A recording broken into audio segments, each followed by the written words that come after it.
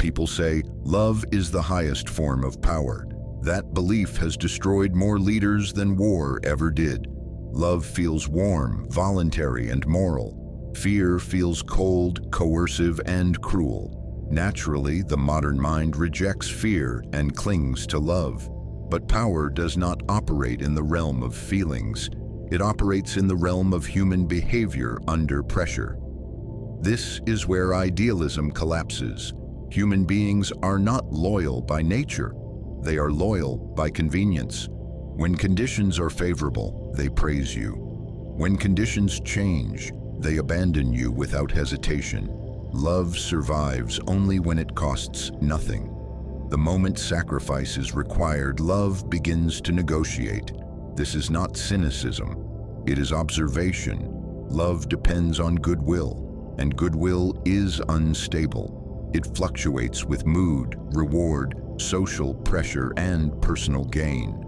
A leader who relies on love is placing their authority in the hands of others' emotions they cannot control. Fear, on the other hand, is predictable. Fear does not require affection. It requires consequence, and consequence is within the ruler's control. When people love you, they feel entitled to you. They expect flexibility, forgiveness, and special treatment.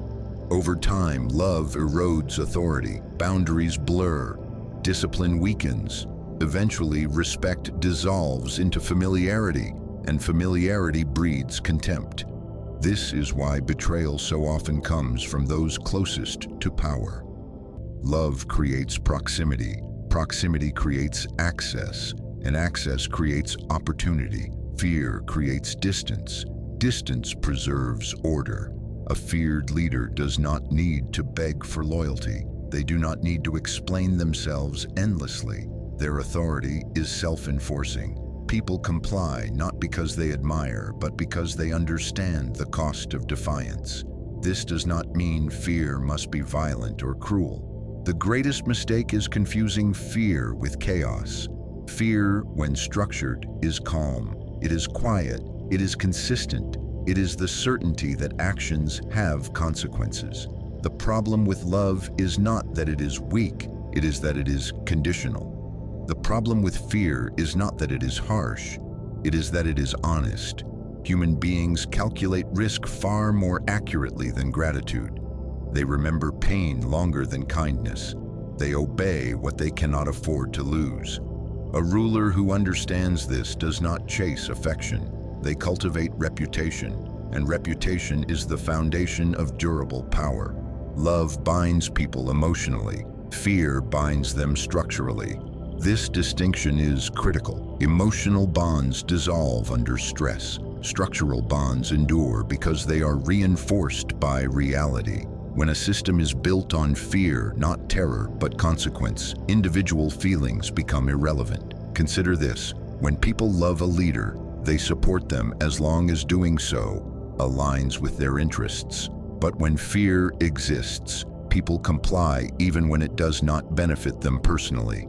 That is power. Fear works because it simplifies decision-making. It removes ambiguity.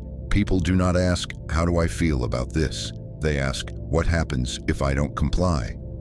Clarity breeds order. Love creates moral leverage over the leader. The loved leader must constantly prove themselves worthy of affection. They must appease, reassure, and perform.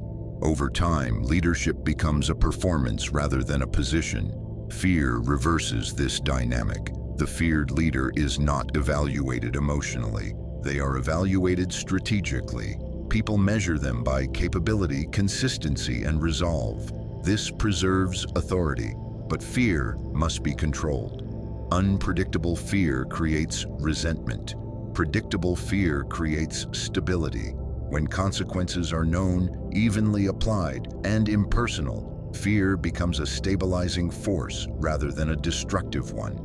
This is where many misunderstand Machiavellian thought. The goal is not cruelty. The goal is deterrence. A single decisive punishment, clearly justified and never repeated unnecessarily, prevents countless future conflicts. Excessive kindness, on the other hand, invites continuous testing. Humans test boundaries instinctively. When boundaries are weak, they push. When boundaries are firm, they adapt. Fear teaches limits quickly. Love teaches limits slowly, if at all. And slow lessons are expensive in the realm of power. A ruler who wishes to survive must prioritize control over approval. Approval is fleeting. Control compounds. Those who rely on love are shocked by betrayal because they assume gratitude creates loyalty. It does not. It creates expectation. When expectations are unmet, resentment follows. Those who rely on fear are rarely surprised. They assume self-interest governs behavior, and they are correct. This realism is not immoral. It is pragmatic. Power does not exist to comfort feelings. It exists to maintain order. Fear is often portrayed as primitive. In reality, it is sophisticated. Fear activates long-term memory, risk assessment, and behavioral restraint. Love activates emotion, attachment, and bias. When decisions must be made under pressure, fear outperforms love. Why? Because fear sharpens perception. A fearful individual observes more carefully, listens more closely, and acts more cautiously. A loving individual assumes safety, and assumption breeds error.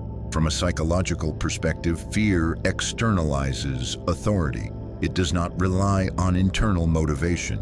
This makes systems resilient. Even when individuals change, the structure remains intact. Love internalizes authority. When belief fades, obedience fades with it. This is why revolutions often begin with disillusionment, not oppression. When people stop believing in a leader, love collapses instantly. Fear does not. Fear persists until the cost-benefit equation changes.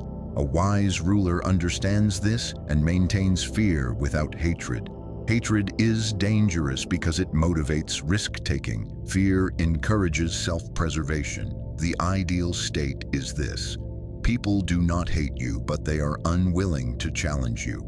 That balance is rare and powerful. To achieve it, a leader must be restrained, not emotional. Punishments must be justified, not impulsive. Authority must feel inevitable, not personal. This creates psychological submission without rebellion. Fear, when detached from ego, becomes institutional. Love, when detached from ego, becomes irrelevant. Betrayal is not an anomaly. It is a feature of human nature. People betray not because they are evil, but because incentives change. Love creates moral debt, but moral debt is easily rationalized away. People justify betrayal by reframing the past. I deserved more. Fear creates tangible debt, and tangible debt is harder to escape. A person may betray someone they love if the reward is sufficient, but they rarely betray someone they fear unless desperation outweighs risk. This is the key insight. Fear raises the cost of betrayal. Love lowers it. Gratitude fades. Fear remains encoded in memory. This is why rulers who forgive too often are eventually destroyed by those they spared. Mercy without consequence teaches others that rebellion is survivable. Selective severity teaches that rebellion is fatal to ambition, if not life. This does not mean never forgive. It means forgiveness must be rare, strategic, and visibly costly. When mercy is predictable, it loses power. When punishment is predictable, it gains power. Consistency, not emotion, is the foundation of authority. In the modern world, fear does not wear armor or carry weapons. It wears contracts, reputations, systems, and consequences. Fear today is professional, social, and psychological. A leader who wishes to endure must build a reputation for decisiveness, boundaries, and follow-through. They must never threaten without acting. Empty threats destroy fear instantly. They must be fair but not lenient, calm but not soft, approachable but not familiar. Love can exist, but it must be secondary. The mistake is not choosing fear. The mistake is choosing only fear or only love. Love without fear invites chaos. Fear without restraint invites collapse. But when forced to choose, as Machiavellian reality often demands, fear is safer because love depends on others. Fear depends on structure, and structure outlives emotion. Power is not about being admired. It is about being obeyed when admiration disappears.